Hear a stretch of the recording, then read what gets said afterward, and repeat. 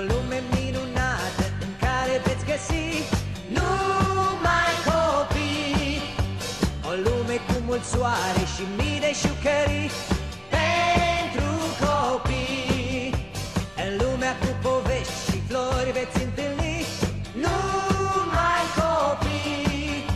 Și o lume a inocenței, păstrați-o orice-ar fi pentru copii. Ieri am fost și noi copii, dar timpul ne-a schimbat. În viață am pornit și vise am împlinit așa cum ne-am dorit. Gânduri bune câte am strâns și tot ce-am învățat. Copiilor să dăm iubirea ce-o purtăm cei buni, să le arătăm o lume minunată în care veți găsi numai copii. o lume cu mult soare și mii de jucării Pentru copii. în lumea cu povești și flori veți întâlni Numai copii. și o lume inocentă, păstrați orice-ar fi Pentru copii. Ieri am fost și noi copii, dar timpul ne-a schimbat. În viață am pornit și vise am împlinit așa cum ne-am dorit.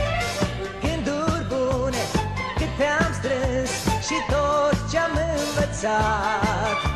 Copiilor să dăm iubirea ce-o purtăm cei buni, să le arătăm. Ce zâmbet poate fi mai sincer, mai curat? Ce ochi știu a vorbi atât de adevărat? e o lume minunată în care veți găsi numai copii.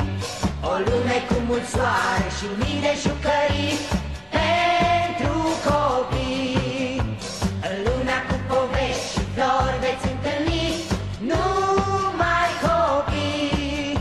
și o lume a inocenței, păstrați-o orice-ar fi pentru copii.